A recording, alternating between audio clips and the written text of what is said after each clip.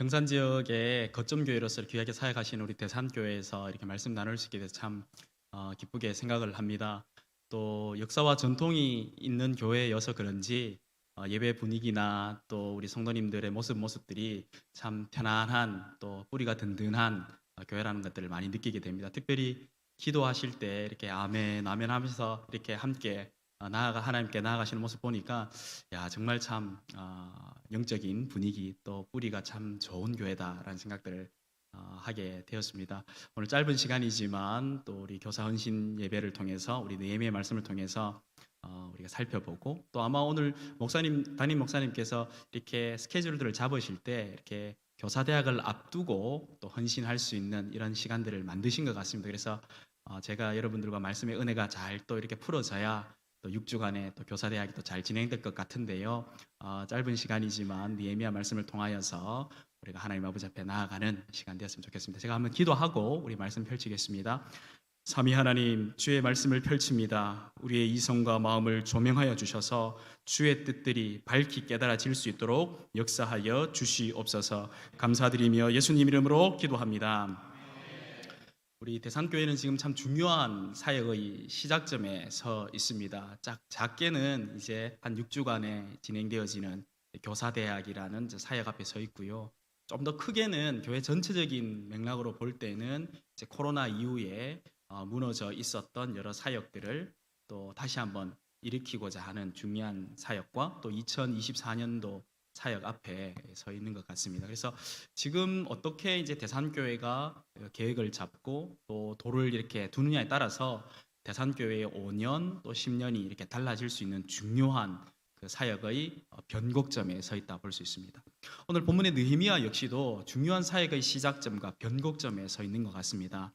그들에게 있어서 어떻습니까? 무너진 성벽들을 이제 느헤미야를 통해서 다시 한번 일으키고자 하는 그 사역의 시작점과 변곡점이 있는데, 이 사역의 시작점과 변곡점에 느헤미야가 굉장히 독특하게 신앙적인 어떤 행동들 또 신앙적인 원리들을 이렇게 표출하고 있습니다. 그래서 사역의 시작점에 서 있는 우리 대산교회도 우리 느헤미야가 하나님 아버지 앞에 나아가는 신앙의 원리들을 잘 체크해서 중요한 사역의 변곡점 앞에 이 신앙의 원리들을 좀 실천할 수 있으면 좋겠다라는 마음으로 말씀을 좀 살펴보았으니까요. 함께 우리가 살펴보면 참 좋겠습니다. 우리 오늘 본문 보시면 본문의 배경은 참 재밌는 배경입니다. 오늘 우리가 읽었던 본문은 2장 11절부터 20절까지인데 이 본문의 배경은요 1장 2절과 3절의 배경을 가지고 있습니다. 우리가 다 펴었으니까 우리 함께 보도록 하겠습니다. 우리 느헤미야 1장 2절과 3절인데요 우리 1장 2절과 3절 우리 다 같이 한번 읽어볼까요? 같이 한번 읽겠습니다. 시작. 내 형제들 가운데 하나인 하나니가 두 사람과 함께 유다에서 내게 이르렀기로 내가 그 사로잡힘을 면하고 남아있는 유다와 예루살렘 사람들의 형편을 물은즉 그들이 내게 이르되 사로잡힘을 멸하고 남아있는 자들이 그 지방 거기에서 큰 환난을 당하고 능령을 받으며 예루살렘 성은 허물어지고 성문들은 불탔다 하는지라 라는 이야기를 지금 느헤미야가 그의 형제인 하나니로부터 이렇게 듣게 되어졌습니다. 하나니로부터 듣던 것이 3절 말미에 보시면 그들이 큰 환난을 당하고 능력을 받으며 예루살렘 성은 허물어지고 성문들은 불탔다라는 어떤 처참한 이야기를 듣게 됩니다. 이스라엘 백성들에게 있어서 이 성벽이 무너졌던 것은 단순하게 건축 구조물이 무너져 있다고 보기 어렵습니다. 이들에게 있어서는 영적인 상태였고 이들에게 있어서는 그들의 신앙적 상태를 보여주는 매우 중요한 상황이었어요. 그러다 보니까 느헤미야가 그런 것들이 무너져 있다라는 것들을 들었을 때 그의 마음에 하나님께서 주시는 비전들이 생긴 것입니다.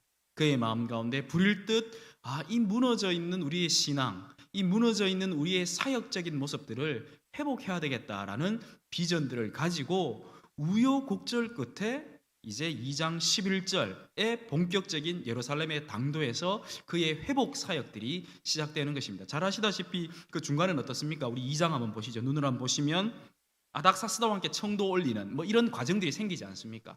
우여곡절 끝에 그가 드디어 그가 그토록 바랬던 이 무너진 사역들을 시작하고자 하는 예루살렘의 당도에서 그 당도한 시점부터 이제 본격적으로 그가 이제 활동을 하고 있고 사역하고 있는 내용들이 이제 11절부터 나오는 것입니다.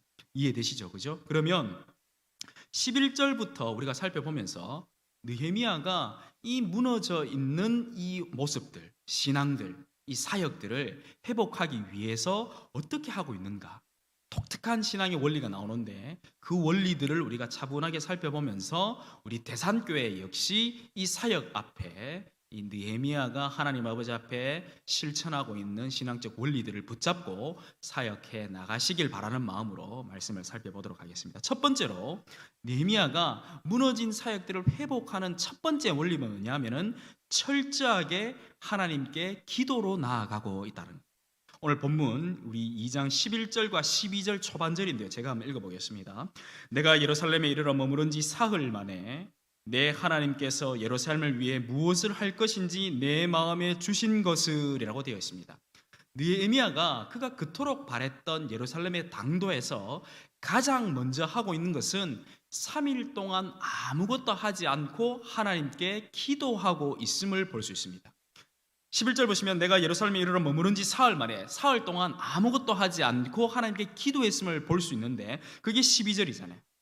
그의 마음 가운데 무엇을 할 것인지 주셨다. 그가 기도했던 것이 느헤미야가 그가 무너진 사역들, 사역의 중요한 변곡점에 섰을 때에 가장 먼저 하고 있는 것은 다른 것이 아니라 철저하게 하나님께 기도로 나아가고 있다는 것입니다. 그런데 놀라운 것은 느헤미야가 이 문제를 가지고 기도했던 것이 여기가 처음이 아닙니다. 이 똑같은 문제를 가지고 기도했던 것이 처음이 아닌데 우리 다시 1장 한번 보십시오. 1장 보시면 느헤미야가 2절과 3절에서 하나님으로부터 이 이야기를 듣고 나서 그가 가장 먼저 하고 있는 게 뭐냐면은 우리 1장 4절인데요. 1장 4절 우리 다 같이 한번 읽겠습니다. 시작. 내가 이 말을 듣고 앉아서 울고 수일 동안 슬퍼하며 하늘의 하나님 앞에 금식하며 무엇을 하고 있습니까? 지금 기도하고 있습니다. 기도. 울며 수일 동안 슬퍼하며 기도하고 있는 거예요. 금식하며. 느헤미야가 이 문제를 가지고 무너진 이 성벽들, 이 신앙적 회복들, 사역의 회복들을 위해서 느헤미야가 이야기를 듣자마자 수일 동안 금식하며 기도하고 있는 거예요. 느헤미야. 그리고 이 본문을 자세히 살펴보면 느헤미야가 이 문제를 가지고 기도했던 그 기간도 굉장히 깁니다. 우리 1장 1절 한번 보십시오. 1장 1절 보면 느헤미야가 이 이야기를 처음 가장 언제 듣게 되냐 하면 아닥사스다 왕 제20년 몇 월에 듣게 됩니까? 기슬루월에 듣게 됩니다. 이 이야기를. 기슬루월이라니까 우리 성도 여러분들 좀 어렵지요. 기슬루월을 우리의 시간의 개념, 우리의 원력의 개념으로 바꿔내면 기슬루월은 11월에서 12월쯤 됩니다. 11월에서 12월쯤 됩니다. 그때 이야기를 듣고 나서 느헤미야가 그때부터 수일 동안 슬퍼하며 금식하며 이 문제를 가지고 기도했는 거예요. 그리고 이 기도가 언제까지 이루어졌냐 하면 우리 2장 1절을 보십시오. 느헤미야가 아닥사스다 왕께 청을 올린단 말입니다. 아닥사스다 왕께 왕이여 좀 도와주십시오라고 청을 올릴 때가 언제냐면 아닥사스다 왕 제20년 몇 월입니까? 니산월입니다. 니산월에 우리의 시간의 개념을 치면 3월에서 4월쯤 됩니다. 즉 그러면 느헤미야가 이 문제를 가지고 기도했던 것은 적어도 3개월에서 4개월 정도 이 문제를 가지고 기도했던 것이고 아닥사스다 왕께 가장 베스트 타이밍에 아닥사스다 왕께 청을 올리기 가장 좋은 시절. 왜냐하면 당시 페르시아 문화적 상황 가운데 신하가 왕에게 청을 올리는 것은 목숨을 걸고 올리는 겁니다. 왜냐하면 왕의 뜻이 어디 있는지도 모르고 또 왕의 뜻과는 반하는 청을 올렸을 때 그가 죽기 때문에 왕에게 오해를 살 수 있잖아요. 이 신하가 쿠데타를 하려는 것 아닌가? 이 신하가 나를 좀 해하려 하는 것 아닌가? 뭔가 모반을 꿈꾸기 위해서 이런 청을 올리는 것 아닌가라는 굉장히 위협적인 요소였기 때문에 느헤미야가 한 3개월에서 4개월 동안 기도하면서 왕에게 청을 올리는 가장 절묘한 타이밍을 기다렸던 거예요. 그 기간 동안 느헤미야가 기도했다는 것입니다. 그래서 아마 많은 학자들이 구약학자들이 이때가 아마 페르시아 왕조의 어떤 축제 기간이 아니었을까. 그래서 신하가 왕에게 청을 올려도 될 만한 상황이 아니었을까라고 추측합니다. 어찌되었든 간에 느헤미야는 그 기간을 보면서 그 기간을 기다리면서 하나님께 오랫동안 짧은 시간이 아니었습니다. 적어도 3개월에서 4개월 동안 이 문제를 가지고 기도했다는 것을 우리가 알 수가 있는 거예요. 자, 그런데 놀라운 것은 그렇게 기도로 준비하고 3개월에서 4개월 동안 오랫동안 기도하였던 느헤미야가 그토록 바랬던 예루살렘에 당도했을 때 가장 지금 먼저 하고 있는 게 또 뭡니까? 기도하고 있다 이 말이에요. 기도하고. 그것도 3일 동안 아무것도 하지 않고 하나님께 이 문제를 가지고 또 기도하는 거예요. 사랑하는 성도 여러분들, 여기 뭔가 좀 느끼는 바가 없습니까? 우리는요, 어떤 사역을 준비하고 우리가 어느 정도 계획이 있고 어느 정도 확신이 있고 뭔가 길이 열려지는 상황이 생기면 더 이상 하나님께 묻지 않고 기도하지 않는다 이 말이에요. 겸손히 하나님 아버지 앞에 나아가지 않는다 이 말이에요. 그런데 느헤미야 없었습니까? 느헤미야 보십시오. 하나님 아버지 앞에 다시 한번 그가 하나님께 나아가고 있는 것입니다. 하나님 어떻게 해야 되겠습니까? 다시 보여주십시오. 다시 알려주십시오. 다시 인도해 주십시오라고 겸손히 기도로 이 모든 사역을 앞서 기도해 나가고 있다는 것입니다. 사랑하는 우리 대상교회 성도 여러분들, 또 교사 여러분들, 여러분들이 중요한 사역을 시작함에 있어서 가장 먼저 하나님께 기도로 나아가시길 주의 이름으로 축복합니다. 그 기도로 나아갈 때에, 겸손히 하나님께 나아갈 때에 여러분들이 나아가시는 모습들 가운데 하나님께서 그 겸손의 기도를 보심으로 말미암아 하나님께서 역사해 주실 줄 믿습니다. 실제로 우리 12절 한번 보십시오. 느헤미야가 기도로 나아갔더니 어떻습니까? 하나님께서 느헤미야에게 무엇을 해야 할 것인가 구체적으로 말씀해 주셨다 하지 않습니까? 대상교회의 교사들이, 대상교회의 성도들이 하나님 아버지 앞에 우리가 어떻게 나아가야 할까? 2024년도 어떻게 나아가야 될까? 무너진 우리의 사역들을 하나님 어떻게 나아가야 될까라고 기도하며 나아갈 때에 여러분들 각자 마음 가운데 구체적으로 무엇을 해야 할 것인가를 알려주실 줄 믿습니다. 우리는 그것을 붙잡고 사역해 나아가는 것입니다. 여러분의 뜻대로, 여러분의 생각으로 나아가는 것이 아니라 하나님이 주시는 그 비전대로 사역해 나갈 수 있는 그 방법이 바로 여러분들이 겸손히 기도로 나아갈 때 그런 역사가 나타날 줄 믿습니다. 그래서 앞서 우리 집사님께서 사회하시면서 교사들이 이 헌신 예배를 위해 또 교사대학을 위해 새벽마다 기도로 나아갔다는 모습들을 제가 들었을 때에 이 대산교회가 역사가 나타나겠구나. 이 사역 앞에 기도로 나아가는 그 교사들 앞에, 기도로 나아가는 그 성도들 앞에 하나님께서 강력하게 역사해 주실 것이라 확신합니다.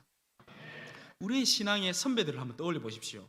얼마나 귀한 교단에서 여러분들 사역하십니까? 얼마나 귀한 기도의 교단 안에서 여러분들 신앙생활을 하고 있습니까? 정말로 그 기도의 무릎이 이 대산교회 안에서도 다시 회복되어지고 그 기도의 무릎이 교사들로 말미암아 다시 회복되어질 때에 하나님께서 우리 대산교회를 사용하시고 교사들을 사용해 주실 줄 믿습니다. 가장 첫 번째로 먼저 여러분들이 붙잡아야 될 것은 하나님 앞에 기도로 나아가는 것입니다. 기도 없이는 어떤 능력도 나타나지 않습니다. 우리가 그 기도의 신앙들, 이 느헤미야처럼 이 사역의 시작점과 변곡점 앞에 여러분들이 기도로 철저히 나아가시는 여러분들 되길 주의 이름으로 축복합니다. 두 번째로 우리 느헤미야가 어떻게 나아가고 있냐면요, 기도로 나아갈 뿐만 아니라 느헤미야는 철저히 계획을 세우고 준비로 나아가고 있습니다. 오늘 본문 우리 12절 말미부터 15절까지인데요, 우리 12절 처음부터 같이 한번 읽죠. 12절부터 15절까지 우리 교독하도록 하겠습니다. 제가 먼저 읽겠습니다. 내 하나님께서 예루살렘을 위해 무엇을 할 것인지 내 마음에 주신 것을 내가 아무에게도 말하지 아니하고 밤에 일어나 몇몇 사람과 함께 나갈새 내가 탄 짐승 외에는 다른 짐승이 없더라.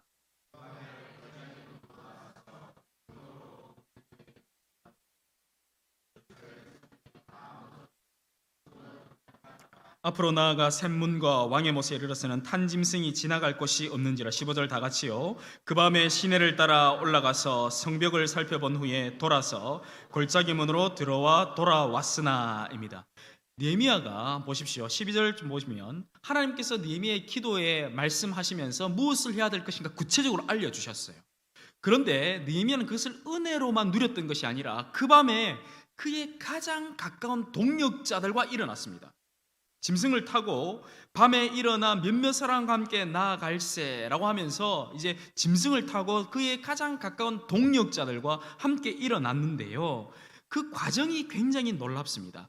제가 미리 우리 김 목사님께 지도 하나를 부탁을 드렸는데요, 우리 지도 하나 올려주십시오. 예, 지도 잘 보이십니까? 잘 보이세요? 예, 잘 보이시면 지도 보시면은 라인이 두 가지 라인이 보이실 텐데 하나는 이제 빨간색 라인이고 두 번째는 이제 흰색 라인인데요. 빨간색 라인은 지금 현재 예루살렘의 지리적 형편이고요. 그다음에 하얀색 라인은 이 느헤미야 2장과 3장 당시 1차 수신자들의 삶, 1차 문화적인 삶 가운데의 지리적 형편입니다. 자, 그러면 저기에서 흰색 라인을 중심으로 우리 13절부터 한번 찾아보겠습니다. 12절에서 이제 그의 가장 가까운 동역자들과 함께 짐승을 타고 일어났죠. 일어나서 13절 보십시오. 그 밤에 가장 먼저 어디로 갑니까? 골짜기 문으로 가죠. 골짜기 문 한번 찾아보십시오. 골짜기 문 어디에 있습니까? 어디에 있습니까? 그렇죠. 뭐 저기 가면 아무도 못 알아보고요. 흰색 라인 중간에 보시면은 골짜기 문 보이죠, 그죠? 골짜기 문으로 일단 나가서 그 다음에 13절에 따라서 나가서 용정으로 어디에 이릅니까? 그 다음에 13절 보시면 한번 보십시오. 13절 한번 보십시오. 13절에 따르면 용정으로 나아가 분문에 이르죠. 분문 한번 찾아보십시오. 분문 어디에 있습니까? 제일 밑에 있죠. 분문은 제일 밑에 있습니다. 그 다음에 분문에 이르는 동안 보니 예루살렘 성벽이 다 무너졌고 성문이 불탄 것을 느헤미야와 동역자들이 다 보게 됩니다. 그리고 14절 보십시오. 14절 다시 성경 보시면 앞으로 나아가 이제 샘문으로 갑니다. 샘문 어디에 있습니까? 오른쪽으로 살짝 올라가니까 샘문이 보이죠, 그죠? 샘문이 나오고 14절에 따르면 샘문과 왕의 못에 이르러서는 이 모든 것들이 무너져서 탄 짐승이 지나갈 곳이 없는 상황이 만들어집니다. 그리고 15절 보십시오. 그 밤에 시내를 따라 쭉 올라가서 다시 성벽을 다 살펴본 후에 어디로 돌아 나옵니까? 15절에 따르면 골짜기 문으로 들어와 돌아 다시 나오는 것입니다. 자, 보십시오. 한번 상상을 한번 해보십시오. 느헤미야와 동역자들이 골짜기 문으로 짐승을 타고 나아갔다. 그 다음에 분문으로 갔다. 샘문으로 이르러서 쭉 살펴보고 다시 모든 것들을 살펴보고 다시 골짜기 문으로 돌아왔다 이 말이에요. 그리고 그 과정에서 성문이 불타고 성벽이 무너지고 완전히 황폐하게 되어진 것을 느헤미야와 동역자들이 다 보았다 이 말이에요. 이 말이 무슨 말이냐 하면 느헤미야와 동역자들이 예루살렘 당시의 지리적 형편의 동서와 남북을 샅샅이 살펴봤다 이 말이에요. 샅샅이 하나도 빠짐없이 골짜기 문으로 들어가서 다시 골짜기 문으로 돌아 나오는 이 모든 과정을 통해서 예루살렘의 지리적 동서와 남북을 동역자들과 함께 느헤미야가 꼼꼼하게 살펴봤다 이 말입니다. 자, 여러분들, 이 내용들을 살펴보면서 느헤미야가 어떤 이야기들을, 어떤 마음들을 먹였겠습니까? 느헤미야와 동역자들이 예루살렘의 동서와 남북을 살펴보면서 무슨 대화를 나누었겠습니까? 어떤 생각들을 했겠습니까? 무너진 성벽들을 보면서 아마 이랬을 것입니다. 아, 하나님께서 우리에게 이야기해 주신 것이 맞구나. 이 무너진 성벽을 다시 회복하기 위해서 내가 누구를 만나야 할 것이고, 이 성벽 제거를 위해서는 어떤 작업들, 어떤 과정들, 아닥사스다 왕이 도와줬던 내용들을 어떻게 실천할까? 어떻게 계획을 세울까? 누구를 만나야 할까? 이런 어떤 그의 마음 가운데 뜨거운 이 회복하고자 하는 철저한 계획을 세우고 디스커션을 하고 그런 과정들이 아마 짐승을 타면서 돌아보았던 동역자들과 대화 아니었겠습니까? 그의 무너진 사역들을 바라보면서 성도들의 어떤 신앙적 황폐함들을 바라보면서 느헤미야와 동역자들은 철저히 준비하며 계획을 세웠던 과정들을 볼 수가 있는 거예요. 그리고 그것이 16절에 나타납니다. 16절 제가 한번 읽어보겠습니다. 2장 16절입니다. 방백들은 내가 어디 갔었으며 무엇을 하였는지 알지 못하였고 나도 그 일을 유다 사람들에게나 제사장들에게나 귀족들에게나 방백들에게나 그 외에 일하는 자들에게 알리지 아니하다가입니다. 이 알리지 아니하다가 신중에 신중을 기하면서 느헤미야와 동역자들이 이것을 회복하기 위해서 성벽 재건을 위해서 준비하고 계획을 세웠다는 것을 알 수가 있습니다. 느헤미야가 교만했단 말이 아닙니다. 어떤 이 사역이 어떤 미묘한 것들을 통해서 무너질까 싶어서 신중에 신중을 기하며 철저히 계획을 세우고 준비해 나갔다는 것들을 보여주는 대목입니다. 사랑하는 우리 대산교회 성도 여러분들, 여러분들의 교회의 사역, 또 교사 여러분들, 여러분들의 그 주일학교의 사역들을 바라보면서 여러분들의 동역자들과 함께, 목회자들과 함께, 장로님들과 함께 여러분들의 사역을, 대산교회의 사역을 영적인 동서와 남북을 살펴보시길 주의 이름으로 축복합니다. 여러분들의 무너진 사역들이, 여러분들이 교회에 무엇이 필요한가, 여러분들이 그 영적인 동서와 남북을 살펴서 동역자들과 함께 그 문제를 가지고 토론도 하고 디스커션하고 계획을 세워서 내가 어딘 부분에 헌신을 해야 될까, 내가 어떤 부분에 나아가야 될까, 영적인 동서와 남북을 여러분들이 살펴보면서 여러분들이 바라봐야 되는 시점이다 이 말이에요. 아마 여러분들이 교회를 사랑하는 마음으로 대산교회를 바라볼 때, 영적인 동서남북을 바라볼 때 우리 교회에 필요한 것이 무엇인가 하나님께서 알려주실 줄 저는 믿습니다. 또 교사로서 여러분들의 사역들을 바라보면서 아이들을 바라보고 그 주일학교의 모습들을, 영적인 동서남북을 살필 때에 우리 기관이 지금 필요한 것이 뭔가, 내가 헌신해야 될 것이 어디인가, 예배의 자리인가, 기도의 자리인가, 물질의 자리인가, 영적으로 여러분들이 동서남북을 살필 때에 하나님께서 알려주실 줄 믿습니다. 그런 것들을 여러분들이 가장 가까운 동역자들과 함께 은혜만 누리는 것이 아니라, 느헤미야 보십시오. 기도의 응답을 받고 기도의 그 은혜만 누렸던 것이 아니라 은혜를 누릴 때에 그 밤에 일어났지 않습니까? 느헤미야가 그의 동역자들과 함께 일어났지 않습니까? 그래서 여러분들이 대산교회와 대산교회의 주일학교의 동서와 남북을 살피면서 목회자들과 함께 여러분들 일어나야 하는 것입니다. 목사님들께만, 교육자들에게만 여러분을 맡길 것이 아니라, 장로님들께만 맡길 것이 아니라 동역자들과 함께 일어났던 이들처럼 여러분들이 그 자리를 박차고 동서와 남북을 함께 살펴봐야 여러분들 가운데 역사가 일어날 줄 믿습니다. 그럴 때 보십시오. 느헤미야와 동역자들이 어떻습니까? 이렇게 철저히 준비해 나가고 동역자들과 함께 나아갔을 때에 52일 만에 이 무너진 성벽들을 다시 세우는 역사가 나타나지 않았습니까? 52일 만이었습니다. 52일만. 얼마나 짧은 기간입니까? 얼마나 짧은 기간 가운데 하나님께서 이들을 사용하셔서 무너진 성벽들, 그들의 무너진 신앙들을 회복하는 역사가 나타났지 않습니까? 동역자들과 함께 영적인 동서남북을 살피며 여러분들 나아가는 대산교회 가운데에 하나님께서 무너진 사역들을 회복해 주실 줄 믿습니다. 그런 것들이 여러분들 사역 가운데 나타나야 되지 않겠습니까? 하나님께서 우리에게 정확무한 말씀을 통해서 우리에게 이렇게 말씀을 주실 때에 대산교회도 이 말씀을 받아서 실천해 나간다면 이 2장의 역사가 여러분들에게도 나타날 줄 믿습니다. 여러분들 가운데 역사가 일어나길 주의 이름으로 축복합니다. 그래서 이것을 붙잡고 나아가는 것입니다. 동역자들과 함께 철저히 준비하시길 바랍니다. 목회자들과 함께 나아가시길 바랍니다. 그래서 분명히 성령께서 여러분들에게 보여주시는 동서와 남북이 저는 있을 거라 확신합니다. 그것을 붙잡고요, 오늘 말씀 가운데 그런 은혜가 있다면 여러분들이 그것을 좀 주변 동역자들과 나누어서 이 문제 우리 한번 해결합시다, 이 문제 한번 우리가 한번 정말 무너진 것들을 한번 회복시켜 나갑시다 라고 결단하시는 여러분들 되기를 주의 이름으로 축복합니다. 세 번째로 이 느헤미야가 또 사역에 나갈 때, 저는 이 세 번째가 굉장히 영적으로 우리에게 주는 메시지가 저는 강력하다 생각하는데, 느헤미야가 이렇게 사역을 해나갈 때 어떤 일이 벌어지냐면요, 바로 영적인 대적들과 원수들이 일어났다는 것입니다.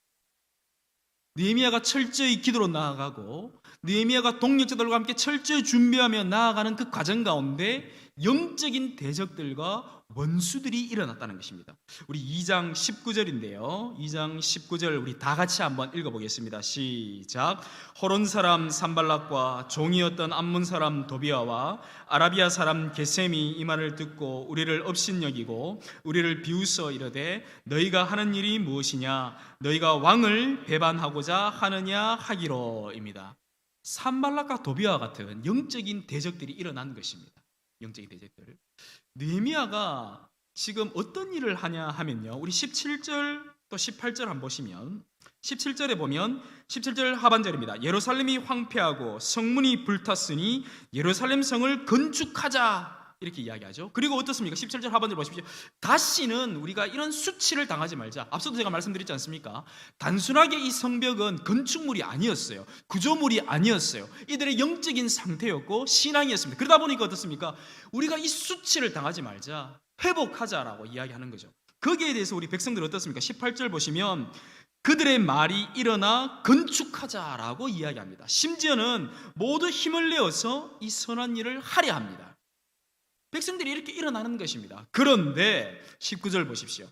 이 영적인 회복 가운데 이 영적인 놀라운 은혜의 사역, 역사의 시작점 앞에 어떻습니까? 산발락과 도비아와 같은 대적들과 원수들이 일어난다 이 말입니다. 제가 우리 성도 여러분들 질문 하나 하겠습니다. 퀴즈 하나 내겠습니다. 느헤미야는 지금 하나님 편에 서 있습니까? 사단의 편에 서 있습니까? 하나님 편에 서 있죠. 하나님 편에.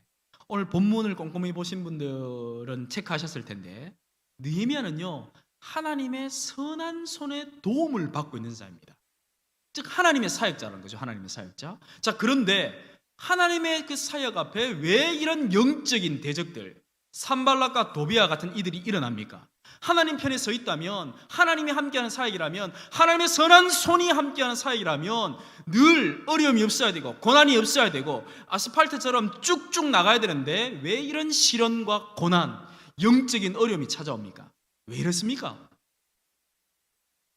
이런 거예요. 대산교회가 하나님 아버지 앞에 기도로 나아가고 동력자들과 목회자들과 함께 철저히 준비하면서 무너진 사역들을 회복하고자 할 때 산발락과 도비아와 같은 영적인 대적들과 원수들이 시련과 고난이 일어난다 이 말이에요. 왜 그렇습니까? 지금도 대산교회에는 그런 문제가 있을지도 모르죠. 왜 그렇습니까? 그것은요 간단해요. 영적인 인사이트로 볼 때는 단순한데 바로 사단의 입장에서는 그 하나님 나라의 사역을 막아야 하기 때문입니다. 하나님의 역사를 사단의 입장에서는 막아야 하기 때문입니다. 성경의 많은 인물들 한번 떠올려 보십시오. 그들의 사역이 하나님의 사역이 이루어질 때에 늘 이렇게 어려움이 있었고 늘 고난과 시련이 있었지 않습니까? 멀리 갈 것도 없이 예수 그리스도의 사역만 보십시오. 예수 그리스도 사역 가운데 어떻습니까? 그 고매하신 주님께서 우리들에게 어떻게 말씀하셨습니까? 나를 따르는 길은 어떻습니까? 좁고 협착하다 했지 않습니까? 십자가의 길은 고난의 길이었다 하지 않습니까? 우리가 하나님의 일들, 하나님의 사역들을 하고자 다짐할 때에 사단의 입장에서는 그것을 막기 위해서 영적인 시련들, 영적인 고난들을 준다 이 말입니다. 오히려 우리는 이렇게 생각하면 좋겠어요. 우리의 시련과 고난 앞에 내가 우리 대산교회가 우리 주일학교가 하나님 편에 서 있구나. 우리가 시험과 고난 가운데 어려움이 있다면 내가 하나님 편에 서 있기 때문에 이런 일이 벌어지는구나. 이때 내가 오히려 무너지고 낭망하고 쓰러지는 것이 아니라 하나님만 의지해야 되겠다, 하나님만 붙잡아야 되겠다라고 다짐하시는 여러분들 되길 주의 이름으로 축복합니다. 대산교회가 보십시오. 분명히 오늘 예배를 마치고 대산교회가 6주간의 사역 들어가고 대산교회가 2024년 가운데 우리 김 목사님과 함께 뭔가 영적으로 일어나고자 할 때, 장로님들과 뭔가 영적으로 일어나고자 할 때 반드시 산발락과 도비아 같은 이들이 일어날 것입니다. 또 그것이 사람이 아닐지라도 반드시 시험과 고난을 주는 영적인 문제가 생길 겁니다. 그때 여러분들 당황하지 마십시오. 올 게 왔구나. 그때 이은철 목사님이 이야기했던 그런 문제가 이런 거구나. 또라이 일이 일어났구나. 이렇게 생각하십시오. 믿음으로 담대하게 여기십시오. 또 뿐만 아니라 여러분들 개개인의 삶 가운데도 영적인 산발락과 도배가 일어날 때 그것은 여러분들이 하나님께 헌신하길 막길 위해서 일어난 이들이기 때문에 여러분들 거기에 낭망해서는 안 됩니다. 거기에 우리 신앙인들은 거기에 무너져서는 안 됩니다. 중요한 것은 이 문제를 어떻게 극복할까? 이 문제를 우리가 신앙적으로 어떻게 나아갈까? 이 문제지 않습니까? 느헤미야는요 이 문제를요 놀랍게도 극복하고 있는데 그게 20절입니다. 20절에 따르면 느헤미야가 이 영적인 산발락과 도비아를 어떻게 극복하고 있냐면 두 가지의 모습을 통해서 극복하고 있는데 첫 번째는요 철저하게 신앙적으로 하늘의 하나님을 바라보고 있어요. 우리 20절 초반절인데요 느헤미야가 이 문제를 어떻게 극복하고 있냐면 내가 그들에게 대답하여 이르되 하늘의 하나님이 우리를 형통하게 하시리니 할렐루야. 느헤미야가요 이 문제를 극복할 때 그의 사면이 다 막혀있는 것처럼 보이고 산발락과 도비아가 일어날지라도 느헤미야는요 이 문제를 앞서 하나님께 나아가고 있는 거예요. 신앙적으로 철저히 하늘의 하나님을 붙잡고 있는, 어떤 하늘의 하나님입니까? 우리의 모든 사역들을, 우리의 모든 역경들을 형통으로 인도하실 하늘의 하나님을 바라보고 있는 거예요 느헤미야가. 성도 여러분들, 여러분들의 사역 가운데, 또 삶 가운데, 또 교사들의 사역 가운데, 또 나아가서 대산교회의 사역 가운데 산발락과 도비아가 일어날 때 여러분들은 다른 것 붙잡는 것이 아니라 하늘의 하나님을 붙잡으시길 주의 이름으로 축복합니다. 그 하늘의 하나님이 우리 대산교회와 교사들을 형통으로 인도하실 줄 믿습니다. 그것을 붙잡고 나아가는 것입니다. 이런 것을 붙잡고 나아갈 때 우리의 신앙이 얼마나 재미가 있습니까? 그 재미로 우리가 여기 앉아 있는 것 아닙니까? 그 재미로 하나님께서 우리의 어려움과 시련 고난 앞에 형통으로 인도하시고 그 문제를 해결해 주시고 극복해 하시고 우리를 인도하시는 그 재미로 우리가 여기 앉아 있는 것입니다. 또 그 재미를 우리 대산교회의 다음 세대들이, 또 대산교회 우리 젊은 층들이 그것을 좀 깨닫고 알 수 있도록 여러분들이 헌신해 주셔야 되지 않겠습니까? 대산교회처럼 참 이 오래되고 전통 있는 교회들은 우리 다음 세대들이나 젊은 층들이 자리 잡기, 또 사역하기가 참 쉽지 않은데, 여러분들이 그 다음 세대의 자리를 열어주면서 이런 신앙의 재미들을 깨닫게 하고 이런 신앙의 재미들을 느낄 수 있도록 여러분들이 가르치고 안내해 주셔야 되지 않겠습니까? 그것을 붙잡고 여러분들 한번 사역해 보십시오. 하늘의 하나님 붙잡고 어려움과 시련이 찾아올지라도 그래, 그 하나님이 우리를 형통으로 인도하실 거야 라는 것들을 붙잡고 나아가는 것입니다. 그죠? 참 이렇게 또 그렇게 우리가 그동안 신앙생활 해오셨죠? 그죠? 아닙니까? 그렇게 해오셨죠? 그죠? 예, 그렇게 우리가 잘 또 앞으로도 든든하게 해나가시길 주 여러분을 축복합니다. 두 번째로 느헤미야가 이것을 어떻게 극복하고 있냐면, 이게 굉장히 좀 신학적인 의미가 있는데 20절 하반절에 따르면 느헤미야가 철저히 말씀으로 이것을 응전하고 극복하고 있다는 겁니다. 말씀으로. 20절 하반절인데요, 제가 한번 읽어보겠습니다. 우리가 일어나 건축하려니와 오직 너희에게는 예루살렘에서 아무 기업도 없고 권리도 없고 기억되는 바도 없다 하였느니라 입니다. 이게 왜 말씀으로 이 느헤미야가 이것을 응전하고 있냐, 왜 말씀으로 해석하고 있냐 하는데, 요 느헤미야 2장을 붙잡고요, 우리 신명기 23장 한번 찾아보겠습니다. 느헤미야 당시의 말씀은 율법이었습니다. 율법. 느헤미야가 이 말씀은 어디에 코테이션으로 이야기하고 있냐면 신명기 23장 3절 말씀에 근거해서 이야기하고 있는 것입니다. 신명기 23장 3절 말씀이고요, 제가 가지고 있는 성경 297페이지입니다. 신명기 23장 3절 말씀입니다. 우리 다 찾으셨으면 우리 한 목소리로 한번 읽어보겠습니다. 23장 3절입니다. 시작. 암몬 사람과 모압 사람은 여호와의 총회에 들어오지 못하리니 그들에게 속한 자는 10대뿐 아니라 영원히 여호와의 총회에 들어오지 못하리라. 아멘. 23장 3절 붙잡고 다시 느헤미야 2장 2장으로 한번 와보십시오. 우리 19절에 따르면 지금 느헤미야가 지금 이 대적들에 대해서 이야기하고 있는 이 사람들이 어떤 사람이냐면, 19절에 따르면 산발랏은요 호론 사람입니다. 호론 사람. 이 호론이라는 지역은요 어느 지역에 포함된 지역이냐면 모압 지역 안에 포함된 지역이에요. 그래서 호론 사람이라는 것은 모압 사람이다 이 말이에요. 모압 사람. 그럼 산발랏은 모압 사람이죠. 그리고 도비아는 어느 지역 사람입니까? 암몬 사람입니다. 암몬 사람. 그리고 아라비아 사람 게셈은 뭐 두말할 것도 없이 이방인이죠. 자, 그러면 율법에 따르면 23장 3절, 신명기 23장 3절 말씀에 따르면 암몬 사람과 모압 사람은 여호와의 총회에 들어오지 못하는 이들입니다. 그들은 10대뿐 아니라 영원히 여호와의 총회에 들어오지 못하는 하나님의 백성이 아니다 이 말이에요. 이것을 느헤미야가 코테이션 하면서 말씀 근거로 붙잡으면서 2장 20절에 이렇게 이야기하는 거예요. 그들은 예루살렘에서 아무 기업도 없고 권리도 없고 기억되는 바도 없다. 우리와는 상관이 없는 하나님의 백성이 아닙니다 라고 이야기하면서 역으로 이렇게 이야기하는 겁니다. 산발락과 도비아 게셈이 이야기하는 것 너희들 신경 쓰지 마.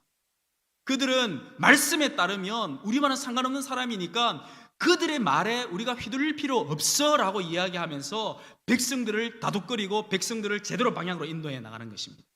우리 대산교회 성도 여러분들, 교사 여러분들, 여러분들이 사역 앞에 여러분들이 기도로 나아가고 목회자들과 함께 철저히 준비하면서 영적으로 일어나고자 할 때 산발락과 도비아와 같은 영적인 대적들과 원수들이 일어날 것입니다. 또 영적인 환경들과 영적인 시련과 고난이 찾아올 것입니다. 그때 여러분들이 어떻게 했냐면 인간적인 생각하지 말고 누구를 찾는지 전화를 돌리는지 돈으로 해결하는 그것이 아니라 그때에 말씀이 도대체 무엇을 이야기하는가? 말씀은 우리에게 이 문제를 어떻게 이야기하는가? 말씀 앞에 우리가 이 문제를 어떻게 해결해야 될 것인가? 철저히 말씀 중심으로 그 문제를 바라보시길 주의 이름으로 축복합니다. 대산교회는요, 말씀이 가라 하면 가고 말씀이 서라 하는 서는 그런 교회 되길 주의 이름으로 축복합니다. 모르면요, 목사님들께 물어보면 되지 않습니까? 목사님, 이 문제가 어떻게 하면 좋겠습니까? 이 문제의 말씀이 도대체 무엇을 이야기하고 있습니까? 우리가 가지고 있는 이 신학 앞에 우리의 이 문제를 어떻게 해결합니까? 목사님께 물어보면 되지 않습니까? 그래서 그 말씀의 원리 안에서 그 시련과 고난, 그 영적인 문제를 말씀의 렌즈로, 말씀의 관점으로 바라보면서, 야, 이건 말씀이 이렇게 이야기하니까 우리가 이렇게 풀어가면 되겠구나. 그렇게 그 문제를 하나하나 당황하지 말고 하나하나 해결해 나가는 것입니다. 영적인 산발락과 도비아 여러분들의 삶 가운데 있을 것입니다. 그때에 여러분 다른 것 붙잡을지 말고, 인간적으로 붙잡지 말고 말씀 중심으로 말씀 붙잡으면서 그 문제를 해결하시길 축복합니다. 그러면요, 느헤미야가 그렇게 극복해 나가지 않습니까? 20절 보십시오. 느헤미야가 어떻습니까? 하늘의 하나님 바라보고 있는 거예요. 느헤미야가 또 어떻습니까? 말씀 붙잡고 있는 거예요. 그러면서 19절에 나오는 그 영적인 대적들과 원수들을 극복해 나가는 것입니다.